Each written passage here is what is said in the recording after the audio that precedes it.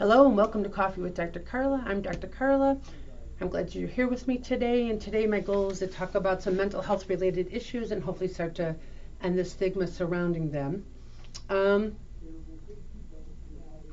Today's topic is one that I struggled with, to be honest with you, not because I don't want to talk about it, but I was trying to figure out how to share everything I would want to share in 10 minutes-ish.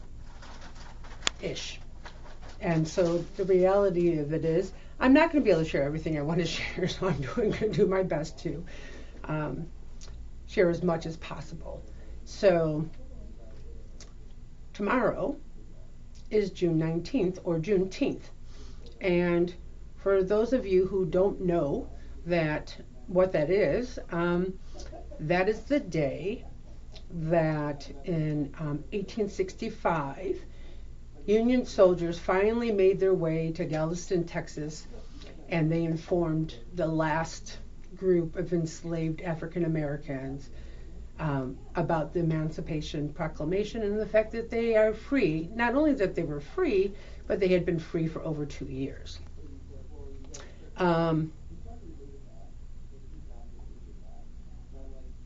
It really is an Independence Day.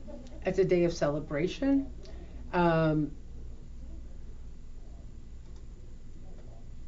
a day that also is a bit bittersweet. Like, why did it take over 2 years? You know, as I was doing a little bit of research, there was all sorts of reasons. But the reality of it is, I think the way we continue to marginalized people in this country speaks probably a little bit more strongly to why it took so long to let everybody know that they were truly free. And then we have to ask the question, well, were they truly free?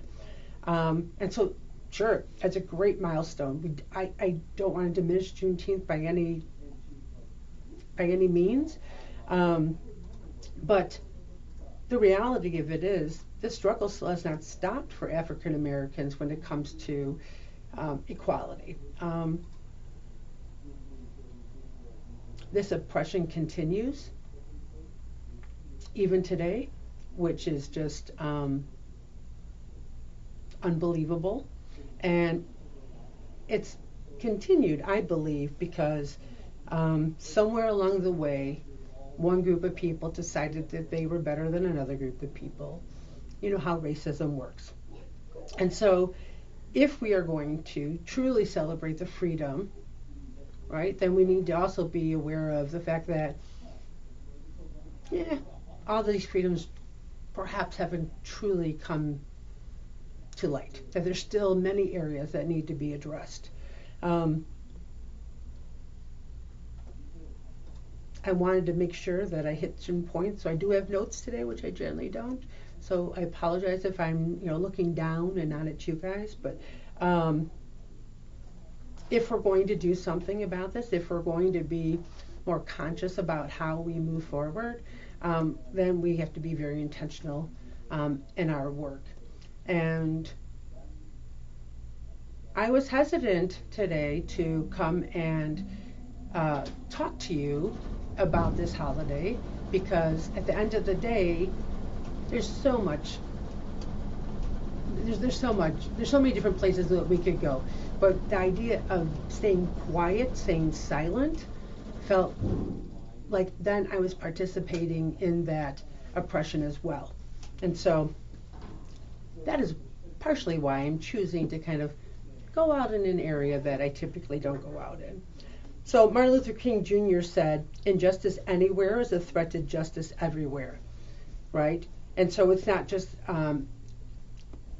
justice in the white community is a threat to justice everywhere. No, it's every single community, whether we're black or white or Asian or Hispanic, it doesn't matter. If there's an injustice anywhere in the world, then everybody's threatened. Nobody is completely free of ever falling prey to these injustices.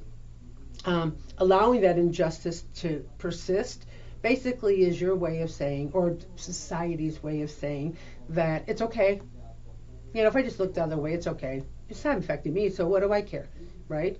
And so I remember I was in Israel. We went into Bethlehem, and there was a giant sign on the side of the building that we had to go through for Border Patrol, and it said, silence is compliance. So basically, by not saying anything about injustices that are going on, we're basically saying, yep, it's okay, continue to do that. And again, that's why I really feel like I need to say something today, right? It's a slippery slope that we go down. And while you think, well, I'm not in a position to be oppressed, great, that's awesome, right? But let me just tell you, there are so many different groups that are being oppressed currently, right? That it's pretty, I could pretty much assure that you are likely to be part of one of those groups. So just think about it. Just because it's not personally impacting you in this moment doesn't mean that it can't, and it also doesn't mean that you should be okay with it happening to anybody else. I'll let you sit and reflect on that. When we fail to protect the freedom of everybody, right, then there's no way that we can claim to be an ethical society. How can we be ethical and moral and still think it's okay to oppress anyone for whatever crazy reason, right? So what if we don't agree on different things? So what if we have differing views? That doesn't mean that it's okay to oppress somebody just because we don't agree with one another, right? We need to be big boys and girls and learn how to have a conversation even if we don't agree on the issues that are being talked about. And it's not just one group of people's responsibility to do the work or take action to make changes. Everybody has a part to play in it. And you think, well, I'm not a politician, or I'm not in advocacy, or I'm not working in the community like that. What can I do? Well, you could do simple things like refusing to stay quiet when people make inappropriate comments, or speaking up when you see something going on that shouldn't be going on. Or perhaps it's just simply educating yourself or reflecting on who you are and what your biases are, because, you know, believe it or not, we all have biases. You know, even as I sit here today and talk to you about this, I have biases that I have to catch myself on. You know, and as I've been working on my own self in this realm, there's lots of times where I've come up across a particular topic and I went, whoa, I had no idea that I had those biases about this, right? I really have been convicted in my studies. And so I would encourage everybody to just start to reflect on even the smallest of things and see where this all plays out. Basically, what we're talking about is human dignity, right? True freedom means that all humans are treated with dignity, right? And if it's not okay to treat another human being in a way that does not uphold their dignity, then we need to say something. If you wouldn't want it to be done to you, don't do it to somebody else, or don't let it happen to somebody else on your watch.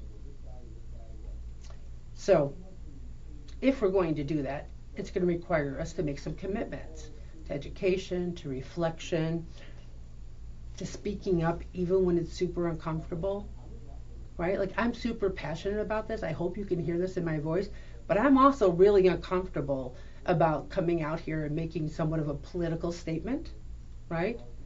For a couple different reasons. One, you know, I try not to get too political on these episodes, and two, I'm not black, just in case you didn't know, right? But to me, that doesn't matter. Anybody who's oppressed, that's a problem. Same thing what I said when we welcomed in Pride Month, right? As soon as somebody starts to get marginalized, somebody is othered, somebody's oppressed, I've got a problem with that, right? And then, to add a little bit more to it, my son-in-law is black. All of my grandchildren and great-grandchildren, yes, I have great-grandchildren, every one of them are also black. right? And I think about the oppression and the things that I have to teach and their parents have to teach them that I never had to teach my daughter because we're white. And that makes me sick to my stomach, right? So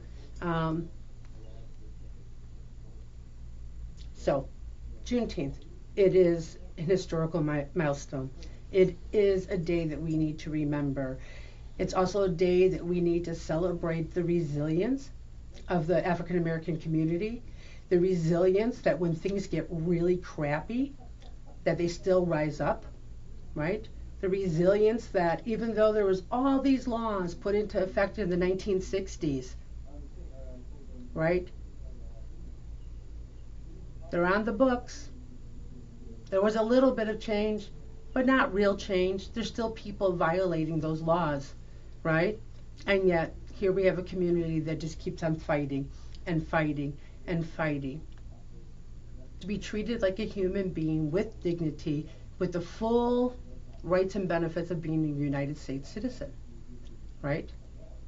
So we're talking 50, 60 years ago, the civil rights movement came in, and here we are still not having fair housing, fairness in education, in economics, right? There's disparity between what men and women make in the workforce. Now put in black men and black women, and it's even more, right? It just continues on and on and on. So we're not all free. So until we're all free, no one's free. Now, with all that really super duper heaviness, I do want to say, I hope that you can find a way to celebrate Juneteenth tomorrow. It is a day that, yeah, we need to be serious, and yes, we need to reflect, but we also need to really celebrate the independence that came with this day, right? You want to think of some really cool ways to start? There's a lot of really good kids books out there that explain what Juneteenth is and how and why we celebrate. Read one of them for yourself or read it to your kids, right? Take some action, choose to educate yourself, whatever the case is, right?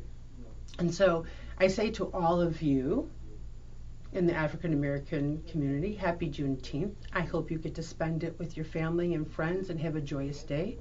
And to all of you who are not in the African American community, I hope that you take tomorrow as a day to open up your eyes and learn something more about our country and all the people that are part of this country. So, I'm getting off of my soapbox now. Thank you for listening to me. So remember, you can change your thoughts, discover your potential, and transform your life by focusing on your overall well-being. Until next time, continue working on being the best you possible. Bye.